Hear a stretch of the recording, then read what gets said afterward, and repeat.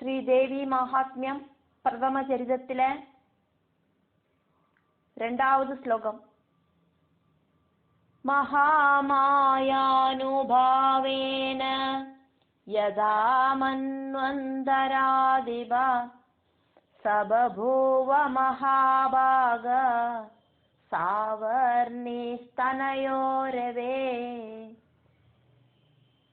മഹാമായ അനുഭാവേന യദാ മന്വന്തരാദിവഃ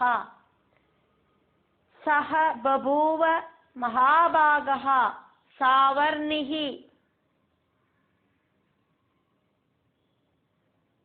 തനയഃ രവേഃ.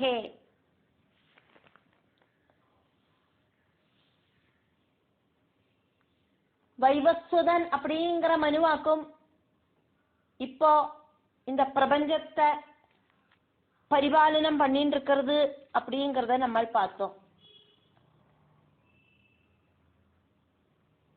ഓരോ മന്വന്തരത്തോടും അധിപതികൾ അവളുടെ നാമങ്ങളും ഡിഫറെന്റ് ആക്കും. അതെല്ലാം നമ്മൾ பார்த்தோம். அப்படி 14 மனுக்கள் உண்டு. 6 மனுக்களோட ஆட்சி முடிஞ்சு இப்போ 7வது மனுவாய் இருக்கிற வைவஸ்வதனோட ஆட்சியாக்கம் நடக்கிறது.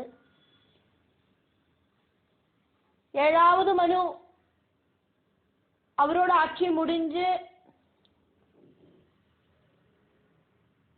8வது மனுவாயிட்டாக்கும் சாவர்ணி மனு வரப்போறார். அவரோட கதையாக்கம் சொல்ல போறோம். அந்த மனு சாவர்ணி மனு எந்த அளவுக்கு புண்ணியம் செஞ்சதினாலேயாக்கும் மனுவாயிட்டு 72 யுகங்கள் மன்வந்தர அதிபனாயிட்டு அதிகாரஸ்தானம் அவருக்கு கிடைச்சது அப்படிங்கிறதையாக்கும் இங்க சொல்லப்படுறது. புனர்ஜென்மத்தில அப்படி இல்லைன்னா அவரோட முன் ஜென்மத்துல அவர் எப்படி ஆனதினாலேயாக்கும் இப்போ அடுத்த ஜென்மத்துல அவருக்கு இப்படி கிடைச்சது. முன் ஜென்மத்துல எப்போ எப்படியெல்லாமாக்கும் அவர் இருந்தார் அதெல்லாமாக்கும் இங்க சொல்லறதுக்கு ஆரம்பிக்கப்படுறது. சஹ சாவர்ணிஹி ரொம்ப ரொம்ப ஃபேமஸா இருக்கிற அந்த சாவர்ணி அப்படிங்கிற மனு அவர் ஆராக்கும் அப்படின்னு சொல்லப்படுறது. அவர் இனிமேதான் வரப்போறார் பிரபஞ்ச அதிபதி ஆயிட்டு. அவர் ஆராக்கும் அப்படின்னு சொல்லறதுக்கு ஆரம்பிக்கப்படுறது. ரவேஹே தனயஹா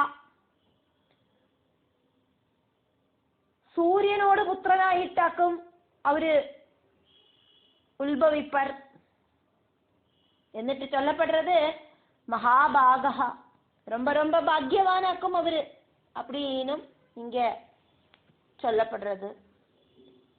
ரொம்ப ரொம்ப அதிர்ஷ்டம் செஞ்சவராக்கும் அவரு அப்படின்னாக்கும் இங்க சொல்லப்படுறது. மகாபாகா அப்படின்னாக்கா எல்லா விதமான சௌபாகியங்களும் இருக்கிறவர் அப்படின்னு அர்த்தம். விஷ்ணு புராணத்துல சொல்லப்படுறது ஐஸ்வர்யஸ்ய சமக்ரஸ்ய தர்மஸ்ய யசஸ ஸ்ரீயஹ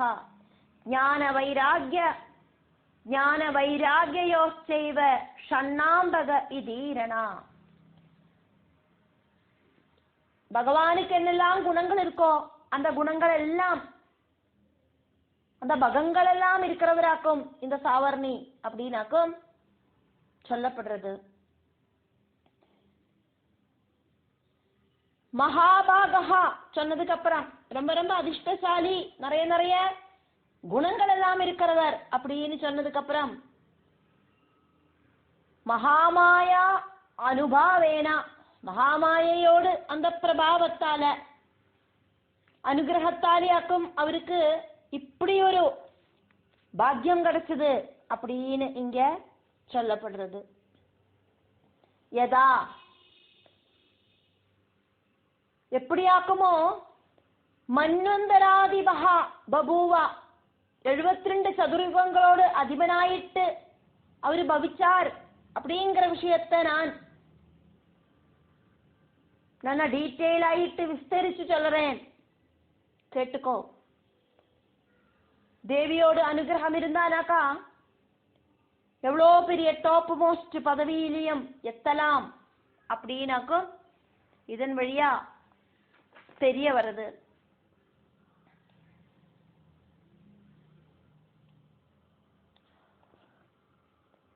அந்தரம் அப்படின்னு சொன்னாக்கா 7வது மனுவோடு ஆட்சி முடிஞ்சு 9வது மனுவோடு ஆட்சிக்கு முன்னால இருக்கிற அந்த இடப்பட்ட காலத்துல மத்தியத்துல இருக்கிற ஆட்சி. அதாக்கும் நம்ம இங்க பார்த்தோம். மன்வந்தராதிபன் அப்படிங்கிறத.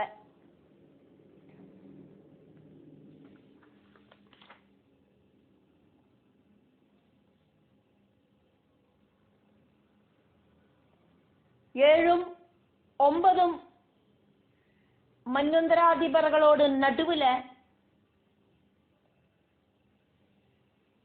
பிரஜகளோடு நாதனாயிருந்தவர், இருக்க போறவர், இனிமேதான் வரப்போறார் அவர். அதனால பிரஜகளோடு இந்த பிரபஞ்சத்தோடு பரிபாலகனாயிட்டு வரப்போற சாவர்ணி மனு. அதாக்கும் இந்த ஸ்லோகத்தில் சொல்லப்படுறது. மகாமாயானுபாவேன, மாயா சக்தியினால, மாயாதேவியோடு சக்தியினால. மாயை அப்படிங்கிறது இந்த பிரபஞ்சத்துல ஆக்டிவேட் ஆகிறதுனாலயாக்கும் இங்க சலனம் உண்டாகிறது, சிருஷ்டி நடக்கிறது. நான் சுகமாயிருக்கேன், நான் துக்கமாயிருக்கேன் அப்படின்னு எல்லாம் தோண வைக்கிறது இந்த மாயையாக்கும். இந்த உலகத்தோடு சிருஷ்டி ஸ்திதி சம்ஹாரங்களை செய்யற சக்தியும் மாயையாக்கும். அந்த மகாமாயையோடு அனுகிரகத்தால சூரிய புத்திரனாயிருக்கிற சாவர்ணி, மகாபாகியவானான சாவர்ணி, எல்லா பகங்களும் இருக்கிற சாவர்ணி மன்னுந்தர அதிபனாயிட்டு பவிப்பர். அந்த கதையை நீ கேட்டுக்கோ. பீஜ சுத்தி, க்ஷேத்திர சுத்தி, ஆத்மசுத்தி இதோடு கூடின ஒருத்தனுக்கு மட்டும்தான் சிரேஷ்டத்துவம் அப்படிங்கிறது கிடைக்கும். சூரியபுத்திரன் சவர்ணை அப்படிங்கிறவளில ஜனிச்சவன் மகாபாகன் இப்படி இருக்கிறதுனால இந்த பீஜ சுத்தி, க்ஷேத்திர சுத்தி, ஆத்மசுத்தி இதெல்லாம் உண்டாச்சு. எந்த விதமான ரஜோகுண தமோகுணங்கள் இல்லாத அந்த புனிதமாயிருக்கிறவனோடு சரிதம், அந்த மகா பகவதியோடு சரிதம், அதெல்லாமே இந்த தேவி பாகவதத்துல பார்க்கிறதுக்கு சாதிக்கும். பாபட்சயங்கள் இல்லாம, பாபட்சயம் அதாவது பாபம் அப்படிங்கிறது இல்லாம போகும் இந்த தேவி பாகவதம் படிக்கிறத. அதே மாதிரி புண்ணிய சித்தி, புண்ணியம் கிடைக்கும். இதெல்லாமாக்கும் இதனோடு ஒரு விசேஷம் அப்படின்னு சொல்லிட்டு அப்படி இருக்கிற உத்தமமான அந்த சாவர்ணி மனுவோடு கதைய நான் உனக்கு டீட்டெயில் ஆயிட்டு சொல்லித்தரேன், கேட்டுக்கோ. ஸ்லோகம் 3. ஸ்வாரோஜிஷேந்தரே பூர்வம் சைத்ரவம்ச சமுத்பவ சுரதோ நாம ராஜாபூ समस्ते क्षितिमण्डले स्वारोजिषे अन्तरे पूर्वं चैत्रवंश समुद्भवः सुरदः नाम राजा अभूत् समस्ते क्षितिमण्डले स्वारोजिषेन्तरे पूर्वं चैत्रवंश समुद्भव സുരതോ നാമ രാജാഭൂ സമസ്തേ ക്ഷിതിമണ്ഡലേ. அக்னியோடு புத்திரனாயிருக்கிற சுவாரோஜிஷ மனுவோடு காலத்துல சைத்திர வம்சத்துல சுரதன் அப்படிங்கிற ராஜா ஜனிச்சார்.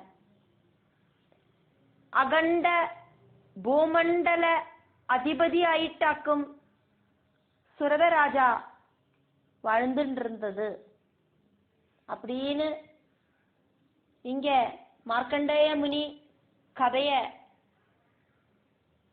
சொல்லறதுக்கு ஆரம்பிச்சுட்டு இருக்கிறதையாக்கும் நம்ம பார்க்கிறோம்.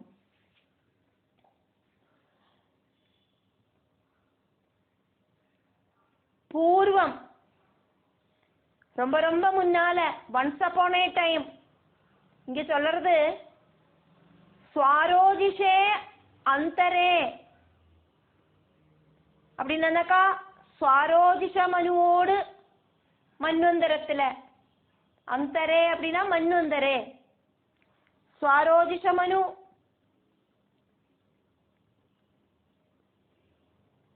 ஆட்சி பண்ணிட்டு இருக்கிற காலகட்டத்துல ஸ்வாரோஜிஷ மனு ஆறுன்னு நம்ம பார்த்தோம். ஃபர்ஸ்ட் ஸ்வயம்புவ மனு, ரெண்டாவது ஸ்வாரோஜிஷ மனு. அப்ப ரெண்டாவது மனுவான ஸ்வாரோஜிஷ மனு ஆட்சி பண்ற காலகட்டத்துல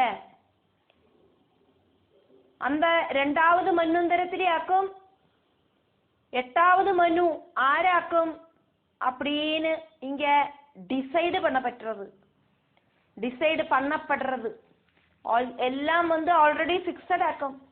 நாமெல்லாம் ஏதேது ஜென்மத்துல எப்படியெல்லாம் ஜனிக்கணும், ஏதேது ஜென்மத்துல நம்மளோட அப்பா அம்மா சகோதரங்கள் கணவர் மனைவி புத்திரன் புத்திரி இவாளெல்லாம் ஆரெல்லாம் ஆயிருக்கணும், இப்படிங்கிற விஷயங்கள் எல்லாம் ஆல்ரெடி ஃபிக்ஸடு. அதையாக்கும் நம்ம இங்க பார்த்துட்டு இருக்கோம்.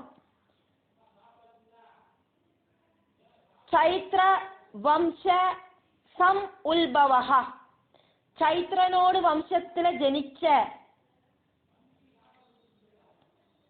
சுரதஹா நாமா, சுரதன் அப்படின்னு பேர் இருக்கிற ரொம்ப ஃபேமஸான பேர் இருக்கிற ராஜா. அந்த ராஜா ரொம்ப ஃபேமஸ் ஆக்கும், அந்த ராஜா ரொம்ப சிரேஷ்டனாக்கும். அதனால சொல்லப்படுறது சமஸ்த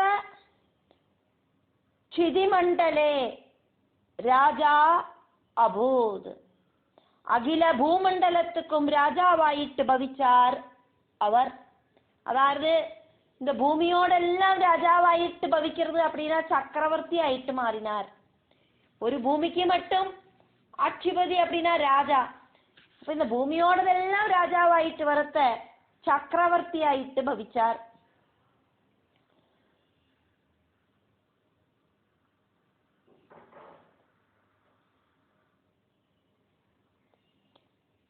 சக்கரவர்த்தி அப்படின்னாக்கா நிறைய ராஜ்யம் தன்னோட அவகாசத்துல வச்சிருக்கிற ராஜா அப்படின்னு அர்த்தம். சக்கரவர்த்தியோட கண்ட்ரோல்ல எல்லா ராஜ்யங்களும் இருக்கும் அப்படிங்கிறதையாக்கும் சொல்லப்படுறது. ஸ்வாரோஜிஷ மன்வந்தரத்துல சைத்திர வம்சத்திலேயாக்கும் சுரதன் அப்படிங்கிற சக்கரவர்த்தி வாழ்ந்துட்டு இருந்தது.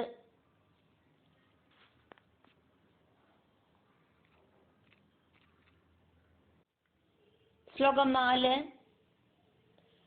தஸ்ய பாலயத சம்யக் பிரஜாபுத்ராணி வௌரசான் பபூவு சத்ரவோ பூபா கோலா வித்வம்சினஸ்ததா.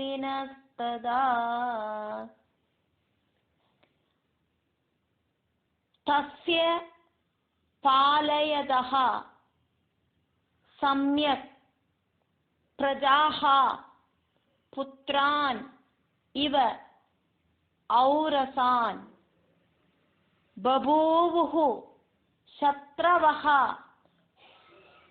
பூபாஹ கோலா வித்வம்சினஸ்ததா. கோலா வித்வம்சினஹ ததா தஸ்ய பாலயத சம்யக் பிரஜாபுத்ரான் நிவௌரசான் பபூவோ சத்ரவோ பூபா கோலா வித்வம்சினஸ்ததா.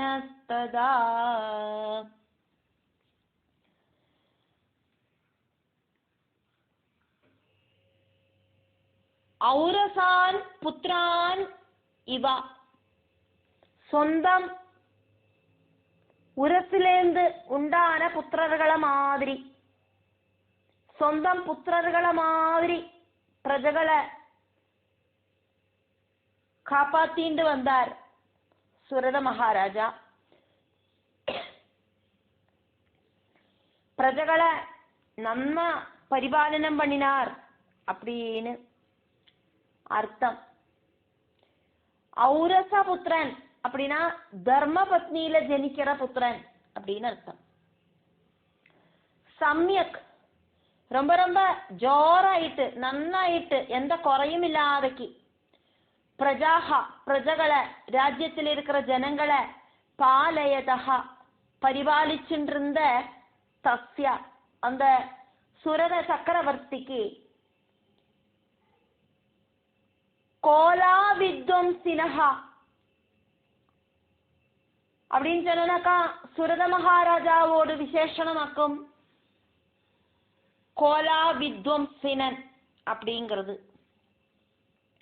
காரணம்,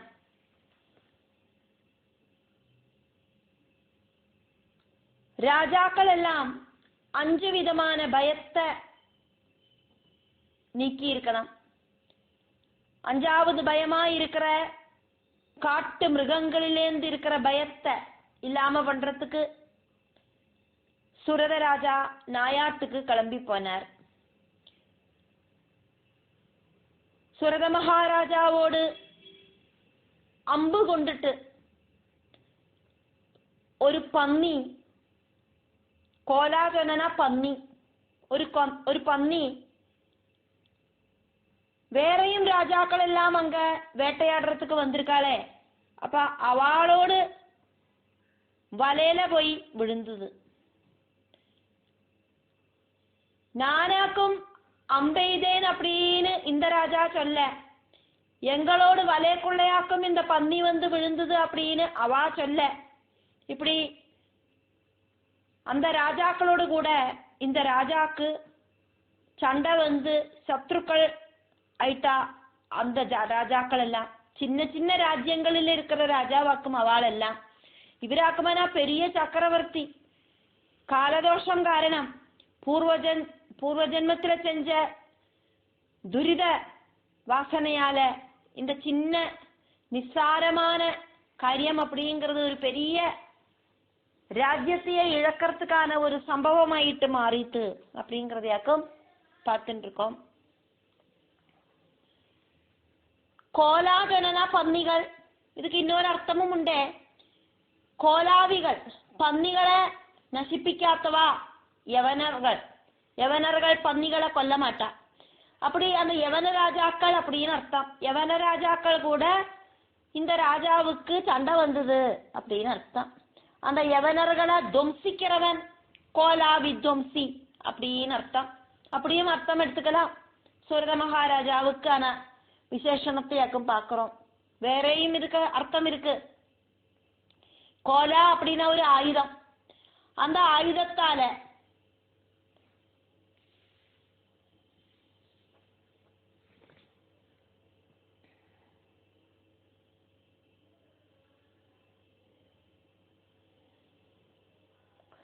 கோலாசஸ்திர பிரபேதே ஸ்யால் அப்படின்னாக்கா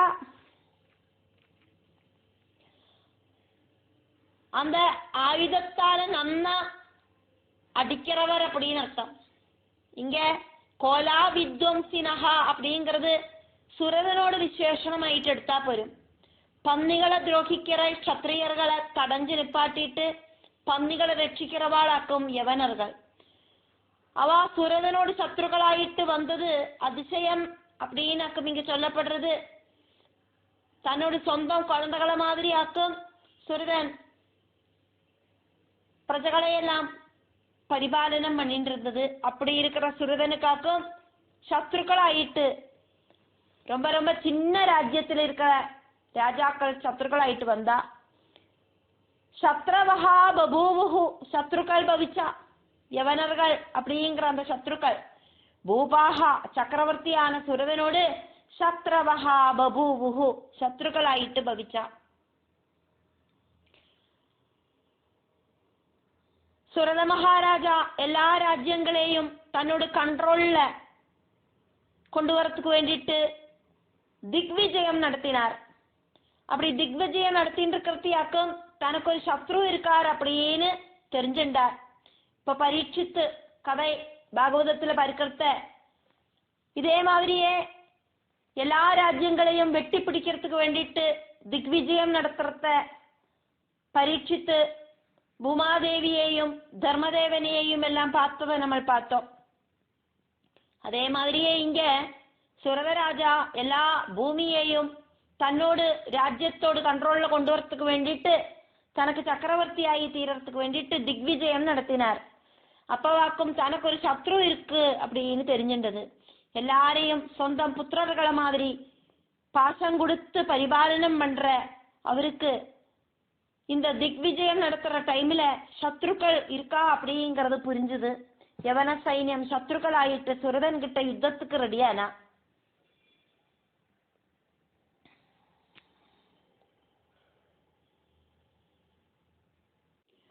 ஸ்லோகம் 5. தாஸ்ய தைரபவத்யுத்தமதிப்ரபலதண்டினா न्यूनैरभिसदैर्युद्धे कोलाविध्वंसिभिर्जिदा तैः तस्य तैः अभवद् युद्धम् अधिप्रबलदण्डिनः न्यूनैः अपि सह तैः युद्धे कोलाविध्वंसिभिः जितः तस्य तैरभवद्युद्धमधिप्रबलदण्डिना न्यूनैरभिसदैर्युद्धे कोलाविध्वंसिभिर्जितः. சுரதனோடு அந்த ஒரு டைம்ல இருக்கிற பகவானோடு ஈஸ்வராதீனம் இல்லாத டைம். அந்த டைம்ல ஆப்போசிட்ல இருக்கிற ராஜாக்களுக்கெல்லாம் சக்தி இல்லைனாலும் அதே மாதிரி அவ தனத்திலையும் ரொம்ப கம்மியா இருந்தா சுரதனை விட. அதே மாதிரி ஆயுத அபியாசங்களொன்னும் அவளுக்கு நன்னா வழங்கலை இருந்துட்டு கொடியும். அப்படி இருக்கிற சக்கரவர்த்தியா இருக்கிற சுரதனை விட ரொம்ப ரொம்ப தாழ்ந்த லெவல்ல இருக்கிற ஒரு சின்ன ராஜ்யத்துல இருக்கிற அந்த யவன ராஜாக்கள் கிட்ட சுரதன் தோத்து போனார் அப்படின்னாக்கும் இந்த ஸ்லோகம் சொல்லப்படுறது. பகவானோடு அனுகிரகம் இல்லாத நேரம் இருந்தது அது அப்படின்னாக்கும் சொல்லப்படுறது. அதிபிரபல தண்டினஹா ரொம்ப ஜாஸ்தியான சைன்ய பலம், ஆனப்படை, குதிரைப்படை, காலாள் படை, இப்படி இருக்கிற படைகள் எல்லாம் சைன்ய பலம் எல்லாம் ஜாஸ்தி இருக்கிற சுரதன்.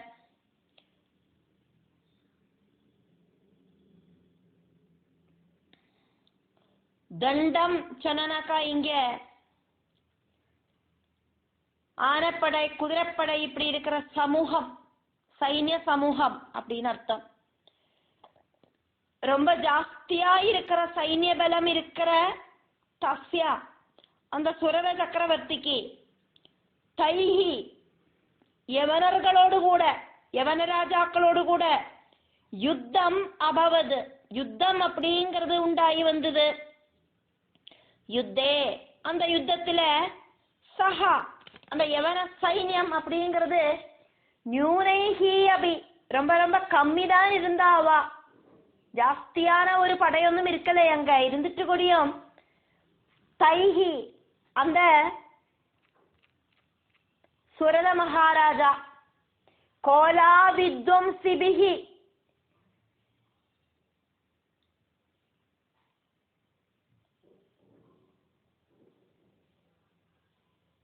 அந்த யவனர்கள் கிட்ட தோத்து போனார். இங்க போன ஸ்லோகத்துல நம்ம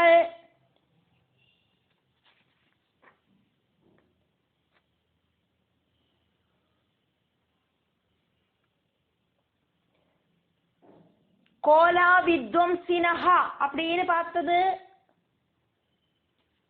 சூரதனை விசேஷால் எடுத்து சொல்ற பேராக்கும் அப்படின்னு பார்த்தோம். இந்த ஸ்லோகத்துல